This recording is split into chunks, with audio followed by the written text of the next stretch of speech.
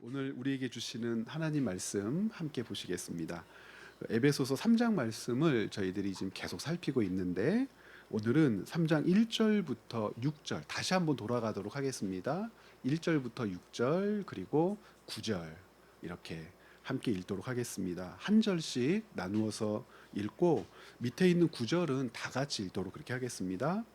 이러므로 그리스도 예수의 일로 너희 이방인을 위하여 갇힌 자 된 나 바울이 말하거니와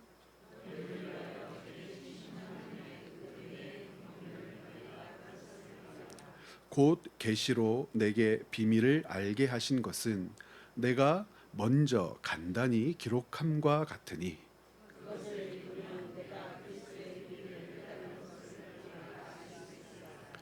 이제 그의 거룩한 사도들과 선지자들에게 성령으로 나타내신 것 같이 다른 세대에서는 사람의 아들들에게 알리지 아니하셨으니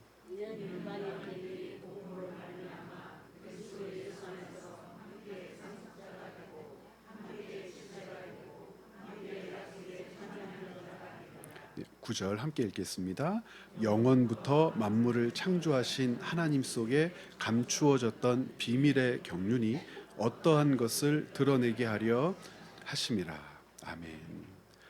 에베소서 3장을 통해서 우리가 맞닿아야 할 결론은 역시 교회에 대한 하나님께서 주시는 은혜의 교훈입니다. 그런데 교회를 이해하고 교회를 깨닫는 과정 중에 바울이라고 하는 사도가 펼쳐낸 그 사역을 이해하고 그렇게 사역할 수밖에 없었던 이유를 이해하고 바울이라고 하는 사람이 어떻게 그 사역에로 부름 받았는지를 이해하고 그 부름에 순종할 수밖에 없었던 바울의 마음을 살피는 것.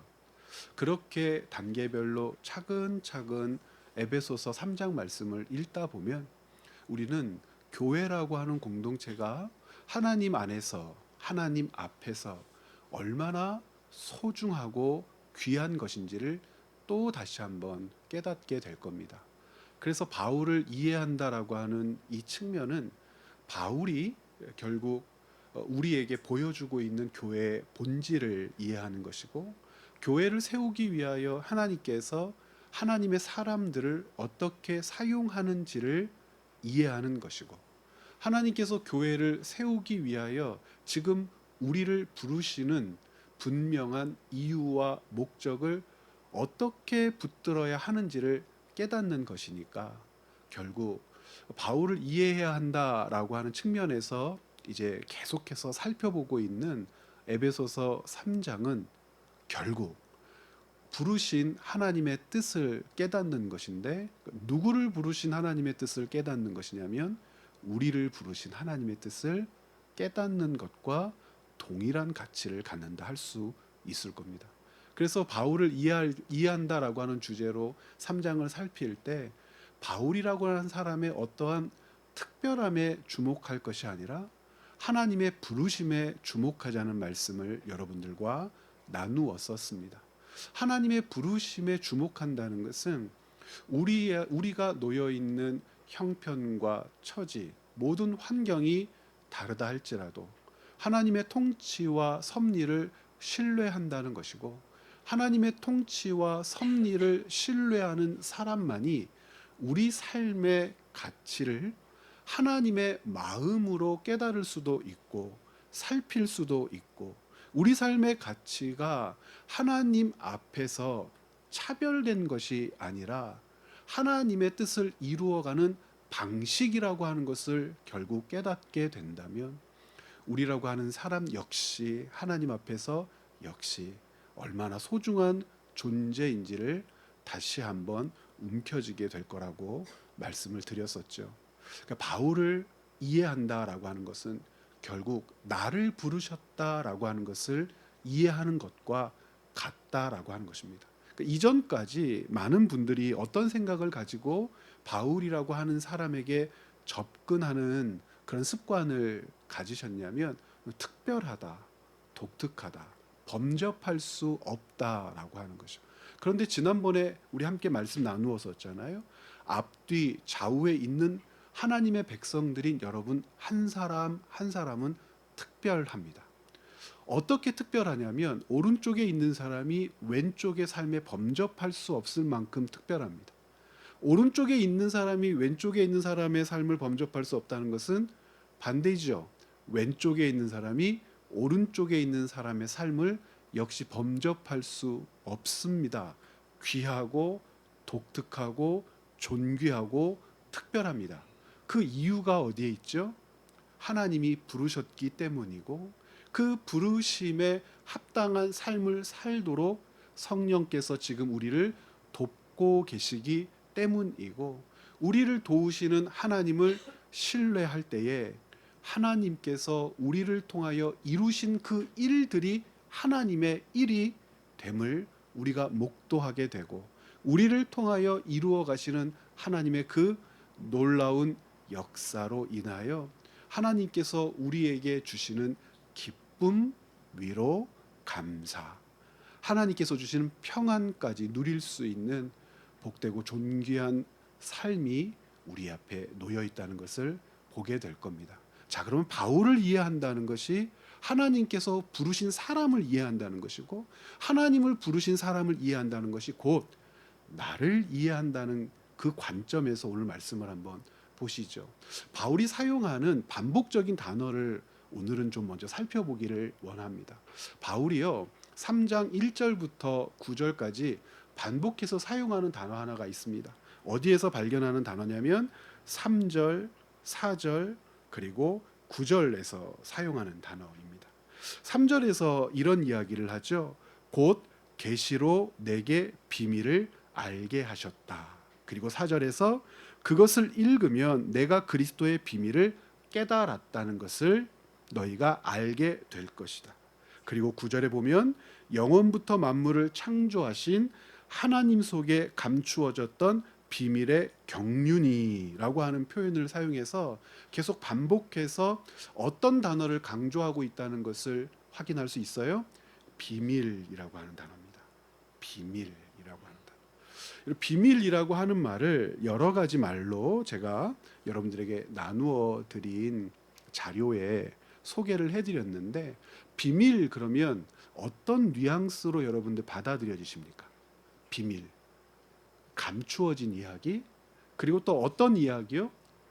약속된 이야기. 어떻게 하기로 약속한 거죠? 말하지 않기로, 드러내지 않기로. 그런데 그게 다 허상이라는 거 우리 금방 알죠? 낱말은 새가 듣고 반말은 쥐가 듣는다. 그 새가 듣고 쥐가 듣는다. 어떻게 해서든지 비밀이라고 하는 것은 새어나갈 수밖에 없다. 그런데 비밀이라고 계속해서 하는 이유는 뭐예요? 알려지지 않기를 원한다는 전제의 이야기. 알려지지 않기를 바란다는 내가 경험한 어떤 일들. 그 알려지지 않기를 바란다는 것. 그 내가 알고 있는 이야기가 확산되지 않기를 바란다는 것을 전제할 때 우리는 secret이라고 하는 의미로 비밀을 사용한단 말이에요. 그런데 바울이 사용한 비밀이라고 하는 단어는 일반적으로 우리가 이해하고 있는 그런 뜻의 비밀이 아닙니다. 그 어떤 단어를 우리말 비밀이라고 옮겼냐면 굳이 이해를 하는데 돕자면 영어 성경에는 대부분 미스테리라고 번역을 했어요. 그러니까 어떤 단어를 미스테리라고 번역했고 우리말 비밀이라고 옮겼냐면 여러분들에게 나눠드린 그 이야기대로 단어대로 뮤스테리온이라고 하는 헬라어 단어입니다. 뮤스테리온. 뮤스테리온이라고 하는 말을 영어 성경에서 등장할 때는 미스테리라고 옮겼고 이 미스테리라고 하는 말을 우리말로 옮길 때는 비밀이라고 옮겼단 말입니다.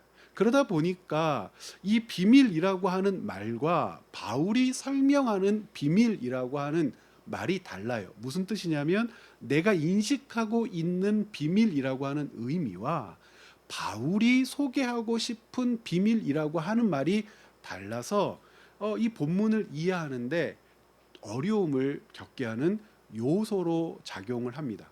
그런데 조금 더 나아가서 이해할 수 없는 이유가 또 한 가지가 있는데, 이 미스테리온이라고 하는 단어를 바울이 사용했지만 이유가 있어서 사용한 것은 맞는데, 이 당시 사람들이 사용한 비밀이란 말, 미스테리온이라고 하는 말 전체를 수용하는 입장에서 이 단어를 또 사용한 것은 아니에요.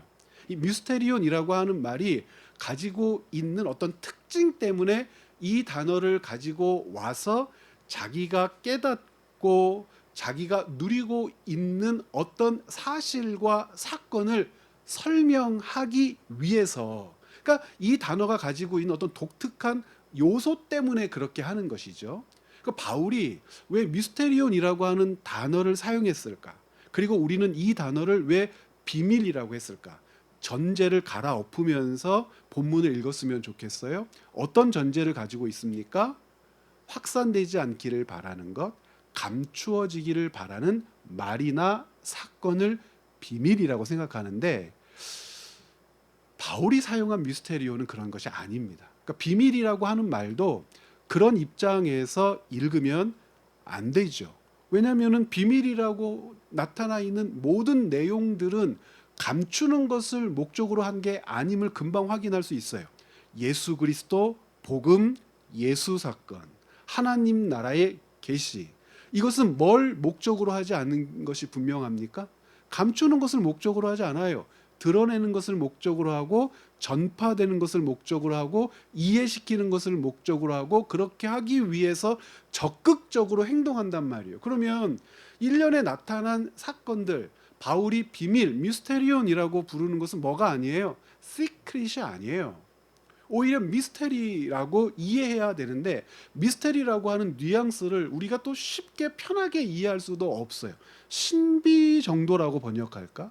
혹은 미지라고 번역할까? 이걸 도대체 어떻게 번역해야 될까? 그래서 상황을 가지고 이 미스테리온, 우리는 비밀이라고 번역을 했는데, 이 말을 한번 생각을 한번 해보자고요. 이 미스테리온이라고 하는 것은 굳이 예를 든다면 어떤 때 사용되었던 단어냐면, 종교 집단, 특별히 활성화된 종교 집단이 아니라 사람들이 알지 못하는 숨겨져 있는 종교 집단들이 주로 사용했던 개념이 미스테리온이라고 알려져 있어요. 이 미스테리온이라고 하는 것은 어떤 식으로 그 종교 집단들이 사용했냐면, 종교 집단들마다 멤버십을 갖지 않으면 알려주지 않는 이야기들이 있죠. 여러분, 그 사교 집단들이 대부분 그렇잖아요. 겉에서 볼 때는 멀쩡한데, 제가 그 20대 정말 초반에 했던 아르바이트 중에서 그 홍대 입구에 있는 레코드 가게에서 아르바이트를 오래 했었어요. 친구 누나가 운영하는 그 레코드 가게에서 제가 음악 좋아하고 노래 좋아하고 그러니까 거기에서 되게 그 행복한 아르바이트를 했는데, 그 레코드 가게에 그 음반을 납품하는 유통사가 있잖아요. 유통사가 있는데 세땡라, 세땡나 땡나라라고 하는 유통사가 하나 있습니다. 예, 이제 요 유통사를 가지고 있는 회사가 있겠죠. 집단인데 그때까지 잘 몰랐어요. 그런데 여기에서 유통하는 음반이 굉장히 좋은 음반들이에요. 그 당시로 한다면 이 음반사가 독점하고 있는 앨범들이 꽤 유명한 그 가수들, 그런 앨범들을 보유하고 있어서, 판권을 보유하고 있어서 이 유통사가 막강한 힘을 발휘했단 말이에요. 뭐 그 당시에 아주 유명한 동아 기획, 예당 기획 막 이런 회사들이 있었거든요. 그런데 이제 이런 회사들과 어깨를 견줄 만큼 세땡라라고 하는 유통사가 굉장히 힘을 발휘하고 있었단 말이죠. 그 직원들은 굉장히 친절해요. 성실해요. 그리고 그 음반을 주문하면 다른 유통사들은 굉장히 자기들이 납품하는 음반 중에 그 사람들이 선호하는 음반이 있으면 그 텃세를 그렇게 부렸어요. 이 레코드 가게에는 50장밖에 못 줘요. 그럼 막 가서 그 우리 누나가 막 그 뭐 사정하고 전화하고 몇 장만 더 주세요, 몇 장만 더 주세요 그래야 되는데, 이런 데는 거기는 그런 게 없어요. 굉장히 그 납품을 할 때도 평등하게 공평하게 납품을 하려고 그러고 사람들이 굉장히 좋아요.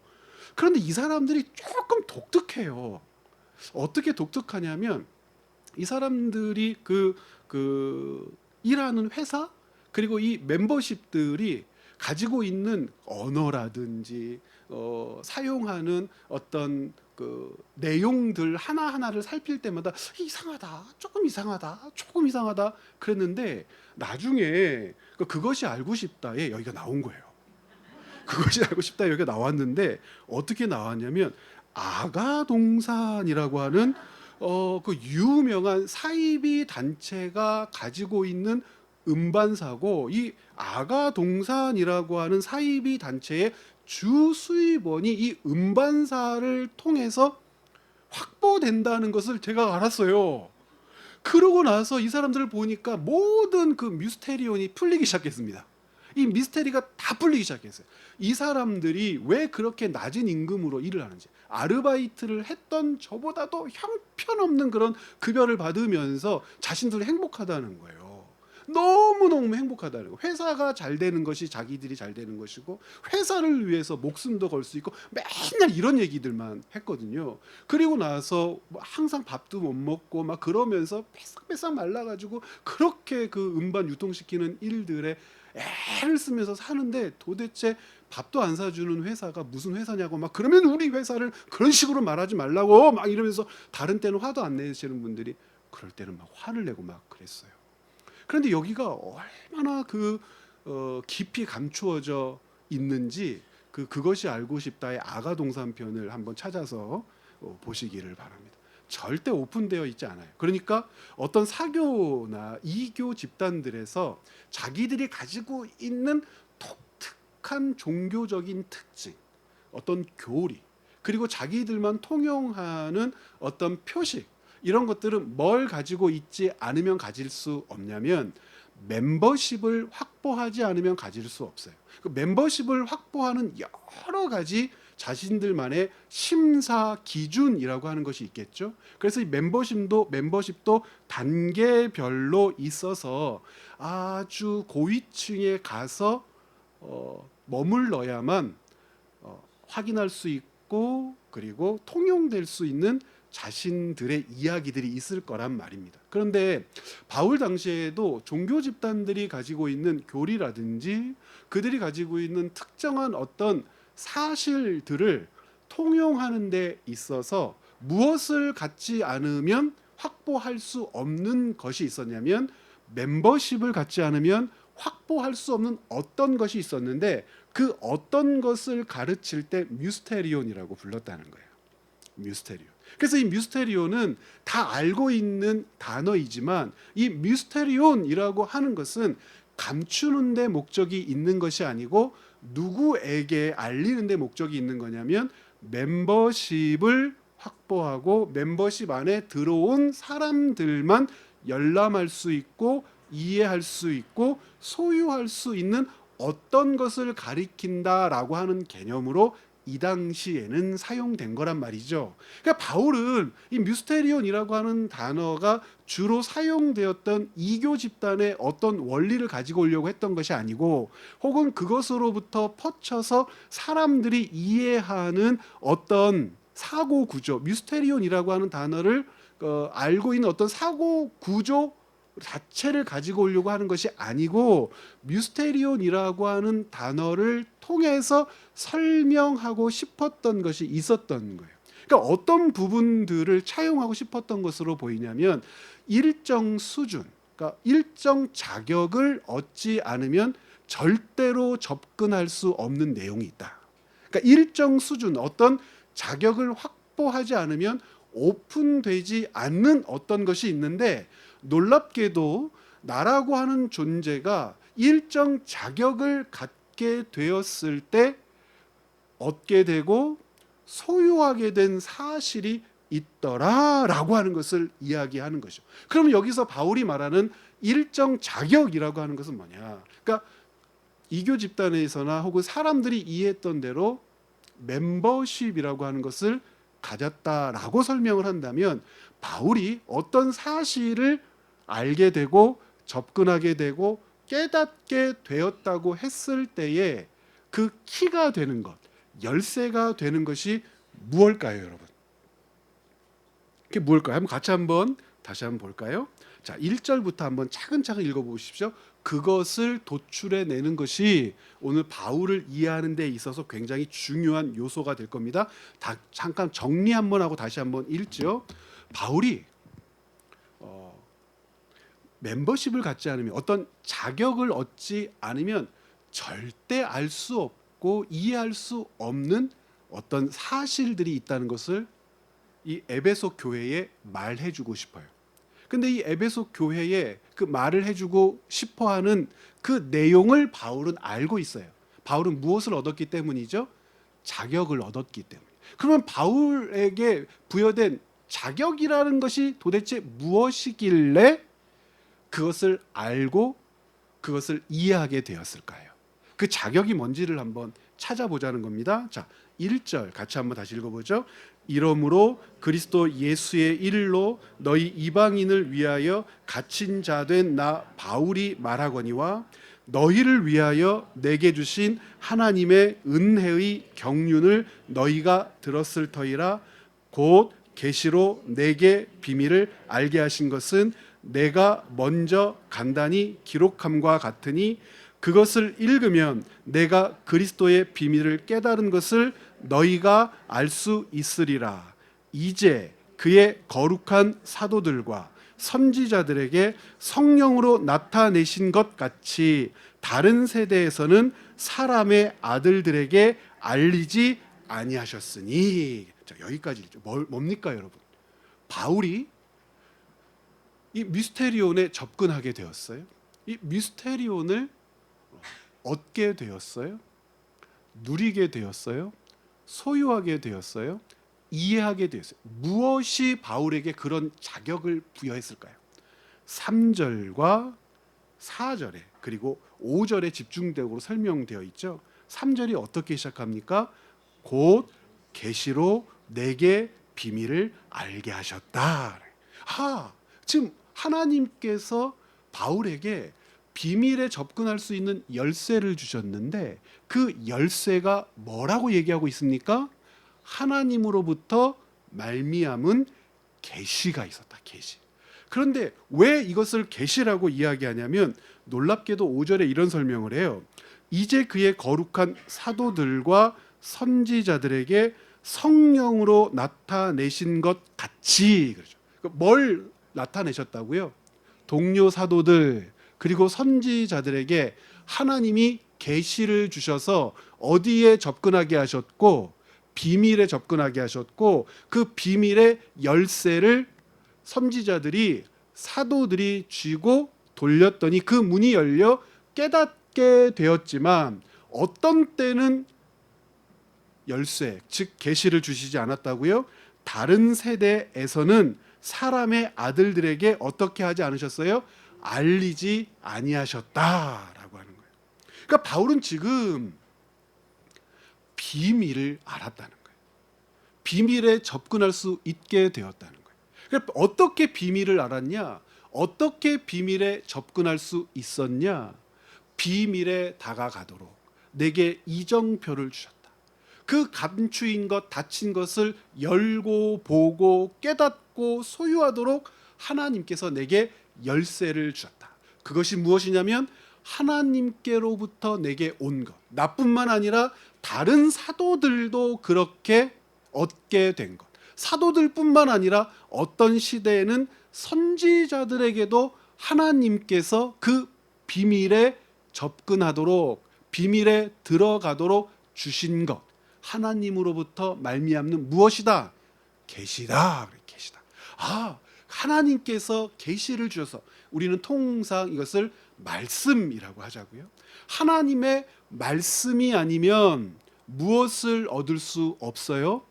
비밀을 얻을 수 없어요. 더 정확하게는 비밀로 나아갈 자격을 얻을 수 없어요. 감추어지거나 봉인된 비밀을 열 어떤 방법도 가질 수 없어요. 그런데 하나님께서 바울에게 계시를 주심으로, 즉 열쇠를 주심으로, 즉 자격을 주심으로 감추어진 것처럼 보이고 알 수 없는 영역의 사실이었고, 사람들은 그것이 무엇인지도 깨닫지 못하는 하나님의 경륜, 하나님이 도모하신 일, 하나님께서 섭리하고 다스려 오셨던 모든 역사의 목적이 무엇인지를 보게도 되고 깨닫게도 되고 그것을 얻게도 되었는데, 그것은 바로 하나님의 계시다. 자, 그러면 제가 그랬잖아요. 바울을 이해하는 것이 누구를 이해하는 것과 같다고 그랬습니까? 하나님의 자녀인 우리를, 그리고 나 자신을 이해하는 것과 같습니다. 그럼 바울에게 주셨던 그 계시라고 하는 것은 지금은 어떻습니까? 바울에게는 주셨고 이제 우리에게는 없는 겁니까? 바울에게는 주셨던 것을 우리는 누리지 못하는 겁니까? 바울은 그것을 열쇠로 사용했는데 우리는 도무지 그 열쇠를 하나님께로부터 얻지 못해서 하나님이 감춘 것을 절대로 열 수도 없고 그런 겁니까? 특별한 어떤 사람, 위대한 어떤 인물들에게만 해당되는 것이어서, 뭐 이단 사이비에서 이야기하는 것처럼 말씀을 먹이신 어떤 존재만이 그것을 알 수 있고, 하나님의 신비한 어떤 영역을 경험한 누구라고 주장하는 어떤 자만이 그것을 깨달을 수 있는 겁니까? 그것이 아니라고 하는 것을 알지요. 왜냐하면 하나님께서 이 땅에 가지고 계신 목적이 무엇인지, 뜻이 무엇인지 하나님은 우리에게, 즉 하나님의 백성들에게, 그 옛날 선지자들에게 계시하신 것, 사도들에게 계시하신 것, 하나님께서 당신의 뜻을 전달하도록 하나님의 백성들을 부르셨는데, 그들에게 계시하셨던 것처럼 우리는 그 계시를 어떻게 하고 있는 자들입니까? 받아 누리며 품으며 사용하는 자들이 되었기 때문에 우리에게 하나님께서는 그 계시를 열어 맡기셨죠. 하나님의 말씀, 성경이 가지고 있는 권위를 우리는 이와 같은 차원에서 바라본단 말입니다. 바울과 우리가 하나님 앞에서 동일한 존재라고 고백하는 것은 바울이 하나님께로부터 얻은 그 계시로 비밀을 발견하고 비밀에 나아갔던 것처럼 우리는 하나님께서 우리에게 확정되어 묶어주신 하나님의 계시로 말미암아 하나님이 이 땅에 어떤 비밀을 가지고 계신지, 하나님께서 이루고자 하시는 일의 궁극적인 목적은 무엇인지, 그 일들의 나라고 하는 존재는 어떤 존재인지, 내가 어떤 가치를 가지고 있는지 확정적으로 알 수 있게 되었기 때문에 바울이 접근한 비밀과 우리가 접근한 비밀이 다릅니까? 다를 수 없고, 바울이 누리는 그 기쁨과 우리가 발견한 비밀로 말미암아 누리는 기쁨이 다릅니까? 한 발자국 더 나가서 바울이 이야기하는 그 비밀의 가치와 우리가 이야기하는 그 비밀의 가치가 다릅니까?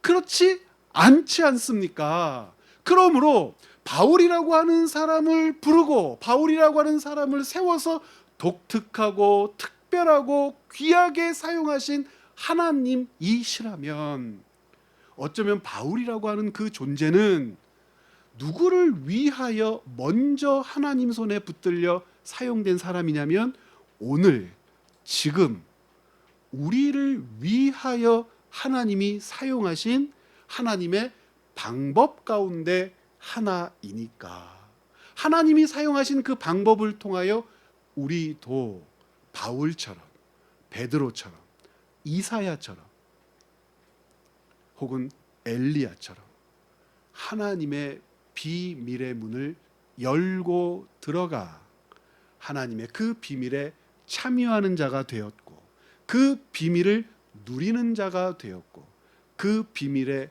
목적을 분명히 깨닫고 알고 믿는 자가 되었다라고 말할 수 있는 거죠. 하나님의 말씀인 계시가 완성된 이후에 이 세대들이 왜 그렇게 귀하고 아름답고 존귀하며 하나님께서 지금 우리들을 통하여 이루고자 하시는 일이 얼마나 위대하고 복된 것인가, 바울이 목 놓아 가르칠 수밖에 없는 이유가 바로 여기에 있는 겁니다. 그래서 이 3장을 읽다 보면 바울의 온갖 관심이 자기에게 열쇠로 주신 계시가 지금 누구에게도 주어질 거라는 걸 확실히 믿고 있어요. 유대인과 이방인들에게도 동일하게 주어집니다. 자기가 비밀에 접근했던 것처럼, 그 비밀을 알고 깨달았던 것처럼 유대인과 이방인도 그 비밀의 문을 열고 들어가 깨닫고 알 수 있게 될 거라고 하는 그 분명한 확신, 그것이 지금 3장 가운데 기록되어 있단 말입니다. 그러면 한 걸음 더 나아가서, 그러면 하나님께서 주시는 계시로 바울 당시에는 어떻게 계시하셨을까요? 두 가지 계시가 있었을 거예요. 그렇죠? 구약이라고 하는 계시가 있었고, 그리고 바울에게 직접 말씀하시며 바울을 사용하셔서 하나님의 백성들에게 주어진 계시가 있었을 거예요. 데살로니가 후서를 읽다 보면 바울이 데살로니가에 경고하죠. 두 가지 외에는 믿지 말라고 합니다. 첫 번째는 바울의 말 자체, 두 번째는 바울이 직접 써서 보낸 글 외에. 그래서 데살로니가 후서가 어떻게 끝나요? 나는 친필로 사인한다. 왜 그렇게 했겠어요? 오늘 여러분들 묵상 안 하셨군요. 왜 그렇게 했겠어요? 가짜 편지가 난무한 거예요. 그렇죠? 어떤 가짜 편지요? 바울이 보냈다고 바울의 이름을 도용한 가짜 편지. 그게 얼마나 많이 싸돌아 다녔는지 바울이 뭐라고 그래요? 이게 내 사인이야. 그리고 나는 내가 보낸 편지에는 반드시 누가 사인해? 내가 사인해. 그리고 뭐 안 해? 대필 안 해. 그 얘기를 해놓는 거예요. 왜 그러냐면 희미하게나마 이것이 하나님께로부터 받은 하나님의 이야기라고 하는 사실을 바울이 깨달았을 것이고, 이것이 훗날 성경으로 묶일 거라는 것은 바울은 알지 못했을 거예요. 그런데 이것이 하나님께서 주시는 마음이며 하나님께서 주시는 말씀이라고 하는 것을 의지하면서 편지로 보낸 거예요. 그래서 이 두 가지 사실, 즉 바울이 직접이라고 하는 사실과 바울로부터 온 전통 외에는 뭐 하지 말아라? 믿지 말아라 경고를 한단 말입니다. 그러니까 바울에게 있어서도 이 계시라고 하는 것은 두 가지였을 거라니에요. 전통의 입장에서 유대인들에게 주어진, 제가 토요일날 그런 얘기했죠. 탄나크라고 하는 거. 구약 성경을 일컬을 때에 유대인들은 탄나크라고 일컬었어요. 그러니까 탄나크의 T는 뭐죠?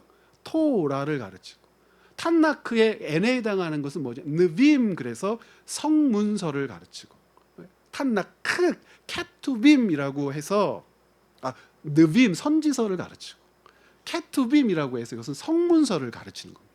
그러니까 선지서와 성문서와 그리고 토라라고 하는 모세 오경을 이스라엘 백성들 하나님의 말씀으로 붙들고 있었는데, 바울 역시도 그 계시의 뜻을 깨닫고 알고 누리면서 하나님께서 그것을 펼쳐 하나님의 말씀으로 그에게 먹이시자 그의 눈이 열리고 그의 마음이 열리고 그의 귀가 열려서 예수 그리스도를 보고, 비록 눈이 멀었지만 그리스도를 영접하고 비밀의 영역으로 묶여 있었던 것이 말씀의 본체이신 예수 그리스도를 만나게 되자 모든 묶임들이 풀어지고 해체되고 열리면서 하나님의 거룩한 경륜의 역사를 깨닫게 되는 것 아니겠습니까? 자, 그러면 이 계시로 말미암아 도달한 비밀이 무엇일까도 굉장히 중요하잖아요. 그 비밀을 뭐라고 하는지 한번 보시겠어요? 자, 2절, 3절, 4절 말씀을 우리 같이 다시 한번 읽어봅니다. 함께 읽어보죠. 너희를 위하여 내게 주신 하나님의 은혜의 경륜을 너희가 들었을 터이라. 곧 계시로 내게 비밀을 알게 하신 것은 내가 먼저 간단히 기록함과 같으니 곧 그것을 읽으면 내가 그리스도의 비밀을 깨달은 것을 너희가 알 수 있으리라. 에베소서에는 이렇게 얘기하는 거예요. 내가 그리스도의 비밀을 깨달은 것, 이렇게 했잖아요. 그럼 이거 어떻게 읽을 수 있는 문장이에요? 그리스도 곧 비밀을 깨달은 것, 혹은 그리스도 컴마 비밀을 깨달은 것. 비밀은 곧 뭐와 같다는 겁니까? 그리스도와 같아요. 지금 바울이 이야기하고 있는 비밀은 절대 다른 것이 될 수 없다는 것을 확정적으로 우리가 알 수 있는데 1절에 이렇게 되어 있어요. 그리스도 예수의 일로라고 얘기하지 않습니까? 그리스도의 예수의 일로. 곧 계시로 비밀을 알게 하셨는데 곧 그리스도 예수가 무엇이다라고 얘기합니까? 비밀이다라고 이야기를 해요. 자, 이 페이지로 넘어가서 그래서 이 비밀이란 개념은 단순히 어떤 사실을 은폐하거나 숨겨두는 차원의 개념이 아니죠. 그러니까 우리가 생각하는 비밀하고는 거리가 멀어요. 뭘 강조하기 위함임을 알 수 있습니까? 멤버십을 얻지 않으면 접근할 수 없는 것이 있는데 나는 멤버십을 얻어서 거기에 접근하고 이해하고 깨달았는데 이 멤버십이 누구에게도 주어졌다? 너희들에게도 주어졌다. 성경이 말하는 비밀은 하나님께서 정하신 때가 참에 계시를 통해 드러내신 구원의 진리를 가리키죠. 곧 이전에는 감추어진 상태에 있었으나 이제는 드러난 상태로 전환된 하나님의 구원 계획을 의미하지요. 바울이 반복해서 사용하는 비밀이라는 용어는 이러한 계시의 성격을 강조하는 것인데 하나님 안에서 감추어졌던 구원의 경륜이 그리스도 안에서 분명하게 드러났음을 선언하고 있는 겁니다. 그러면 이와 같은 논조가 바울 서신 전체에 동일하게 나타나야 우리의 이 이해가 옳다고 확정하지 않겠습니까? 그러니까 바울 서신에서는 어떤 논조로 이야기하고 있을까? 다른 바울 서신에서도 지금 여러분들과 나눈 것처럼 이 논조를 유지하고 있을까? 유지하지 않으면 이건 정말 이상한 거예요. 로마서를 한번 보시겠어요? 로마서 11장 25절. 형제들아 너희가 스스로 지혜 있다 하면서 이 신비는 에베소서 3장에 나타난 비밀이라는 단어랑 똑같아요. 헬라어로는 뭡니까? 미스테리온입니다. 자, 이 미스테리온을 너희가 모르기를 내가 원하지 아니하노라. 너희들도 거기에 접근할 무엇을 얻기를 원하노라? 멤버십을 얻기를 원하고 멤버십을 얻어야 한다. 이거 얻지 않으면 안 된다. 그런데 이 멤버십은 뭐로 얻을 수 있는 게 아니다? 사람의 지혜나 지식이나 경험으로 얻을 수 있는 게 아니라 오직 무엇으로만 얻을 수 있어요? 하나님이 주시는 계시로만 얻을 수 있고 하나님이 주시는 계시를 붙드시며 내게 가르치시는 성령의 역사로만 확증하며 완성할 수 있다는 얘기예요. 그래서 이 신비는 이방인의 충만한 수가 들어오기까지 이스라엘의 덜어는 우둔하게 된 것이다 라고 해서 비밀이 가지고 있는 하나님 섭리의 측면들을 얘기하다가 16장 25절에서는 좀 더 구체적으로 다음과 같이 설명합니다. 나의 복음과 그럽니다. 예수 그리스도를 전파함. 이것도 복음과 예수 그리스도를 별개로 구분하는 문장이 아니에요. 어떻게 할 수 있는 거냐면 나의 복음, 즉 예수 그리스도, 이렇게 해야지 더 옳습니다. 나의 복음, 즉 예수 그리스도를 전파함은 영세 전부터 감추어졌다가 이제는 나타내신 바 되었으니. 감추었다가 왜 감추어졌죠? 하나님이 무엇을 주시지 않으면 감추어질 수밖에 없어요? 계시를 주시지 않으면 감추어질 수밖에 없는 거예요. 감추어져 바 되었으나 영원하신 하나님의 명을 따라 선지자들의 글로 말미암아 이제 뭐가 주어지기 시작하고 있어요? 계시가 주어지기 시작하고 있어요. 선지자들의 글로 말미암아 모든 민족이 믿어 순종하게 하시려고 알게 하신 바, 같이 읽어봐요. 그 신비의 계시를 따라 된 것이니 이 복음으로 너희를 능히 견고하게 하시리라고 합니다. 그 신비의 계시, 이 미스테리온이라고 하는 것은 계시를 따라서 하나님께서 주시는 복음으로 들어갈 수 있다라고 하는 것을 강조하죠. 그래서 여기서 비밀, 즉 신비, 미스테리온, 비밀이라고 하는 말은 감추어졌지만 복음, 곧 그리스도 안에서 모든 민족에게 주어진 구원으로 나타날 것이다. 고린도전서가 조금 더 확정적으로 이 사실들을 설명하는데 고린도전서 2장 7절 오직 은밀한, 여기서 은밀한에 해당하는 단어가 미스테리온, 비밀이라는 단어입니다. 오직 은밀한 가운데 있는 하나님의 지혜를, 그러니까 은밀한 가운데 하나님의 지혜가 있어요. 이거는 누구는 접근할 수 없다는 뜻입니까? 자격을 얻지 않는 자들은 절대 접근할 수 없어요. 오직 은밀한 가운데 있는 하나님의 지혜를 말하는 것으로서 곧 감추어졌던 것인데, 이거는 하나님 안에만 있어요. 감추어졌어요. 우리는 절대 접근할 수 없어요. 감추어졌던 것인데 하나님이 우리의 영광을 위하여 만세전에 미리 정하신 것이라. 그러면 그 다음에 어떤 말씀이 나오겠어요? 15장 51절 같이 읽어요. 보라, 내가 너희에게 비밀을 말하노니 우리가 다 잠잘 것이 아니요 마지막 나팔의 순식간에 홀연히 다 변화되리라.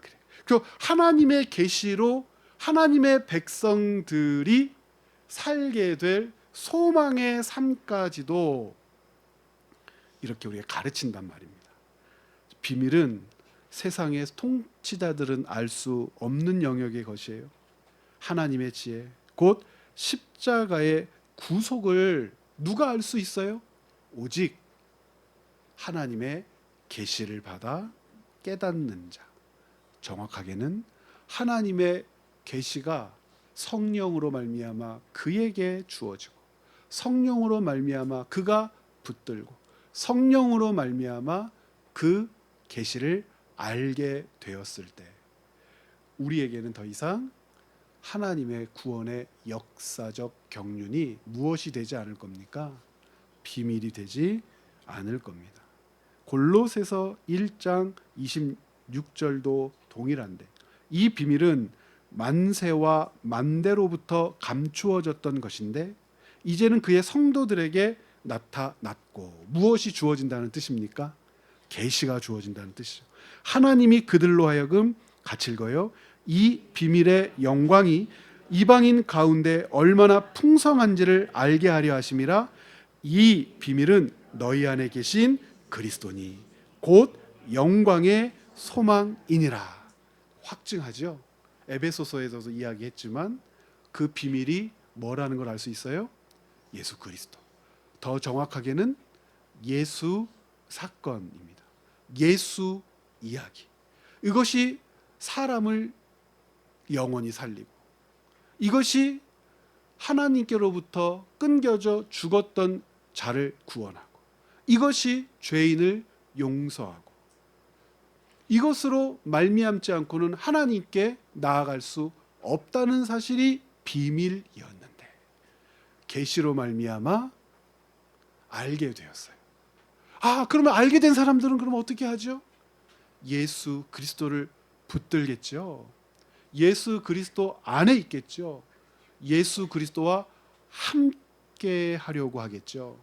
이제 에베소서 3장을 넘어가야 된다면 그 비밀인 예수 그리스도 안에 예수 그리스도와 함께 있는다는 것이 무엇인지를 가르치기 시작해요. 골로새서 2장 2절 말씀 또 한번 읽어볼까요? 함께 읽어봅니다.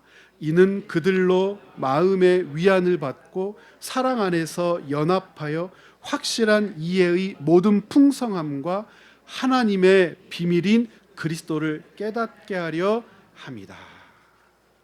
그럼 에베소서와 이 로마서, 고린도전서 그리고 골로새서의 이 논조가 같다는 것을 확인했으면 우리는 우리가 하나님 앞에서 어떤 존재인지를 분명하게 고백할 수밖에 없어요.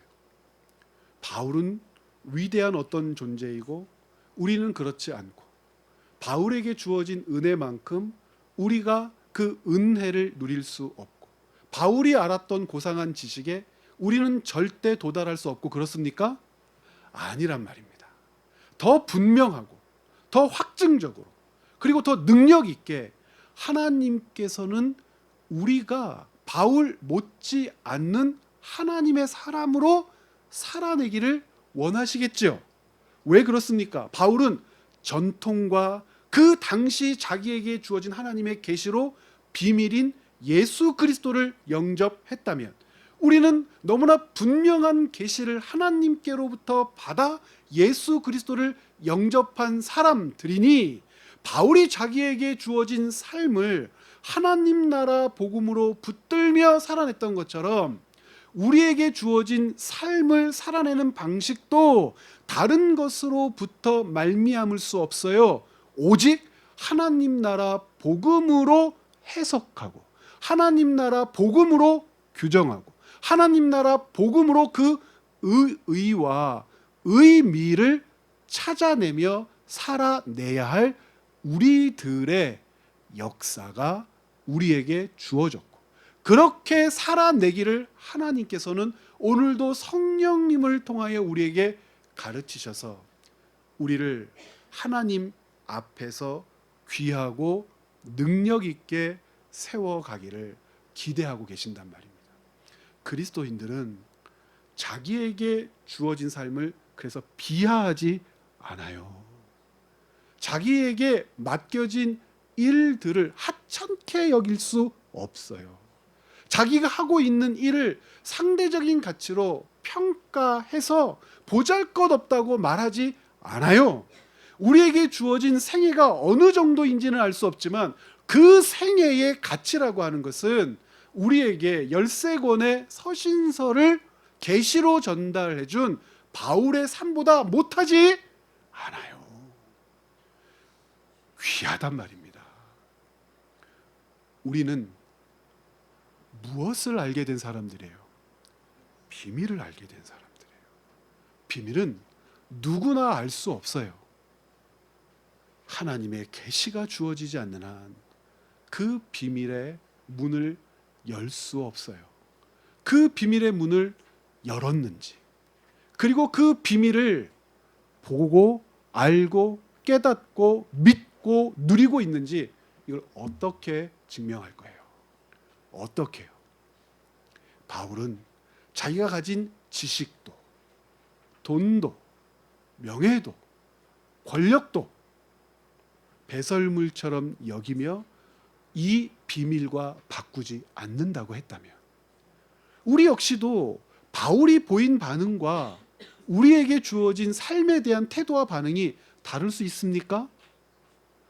결단코 다를 수 없어요. 우리 눈앞에 펼쳐지는 삶의 현장이라고 하는 것이 녹록지 않지요. 그런데 녹록지 않은 그 삶의 현장을 바라보면서 우리가 최종적으로 다 그 삶을 해석할 때 주석의 근거는 뭡니까? 우리가 펼쳐 문을 열고 누리고 붙들고 있는 하나님의 비밀, 예수 그리스도예요. 그 예수 그리스도로 말미암아 우리의 삶은 이해되어야 하는 것이고, 해석되어야 하는 것이고, 통과해야 되는 것이고, 관찰되어야 하고, 붙들어내야 하고, 예수 그리스도로 말미암아 살아내는 삶의 가치를 결단코 놓치지 않아야 한단 말입니다. 여러분, 한 사람 한 사람에게 하나님이 어떤 기대를 가지고 여러분의 삶을 맡기셨는지 오늘도 또 되새기고 또 되새기며 흔들리고 아프고 불안하고 속상하고, 그리고 어찌할 수 없다고 여겨질 만큼 고단한 삶의 영역 모든 것들을 점검하고 확인해 내시기를 부탁을 드립니다. 다음 주에 그 비밀을 알게 되었을 때라고 하는 이 주제로 에베소 3장 1절부터 6절의 후반부를 다시 한번 살펴볼 수 있도록 그렇게 하겠습니다. 여러분 이 시간 우리 마치면서 잠깐 한 1, 2분 정도라도 짧게 함께 기도하는 시간 가졌으면 좋겠습니다. 하나님, 이렇게 기도하십시오. 하나님, 내가 알게 된 하나님 나라의 비밀, 그것을 알도록 우리에게 주신, 나에게 주신 계시라고 하는 열쇠, 의심하지 않게 하시고 붙들어내게 하시고 귀하다 여기게 하시고 복되다 고백하게 하여 주시옵소서. 이 시간 간절히 잠시 오늘 말씀을 생각하면서 함께 기도하는 시간 갖도록 하겠습니다.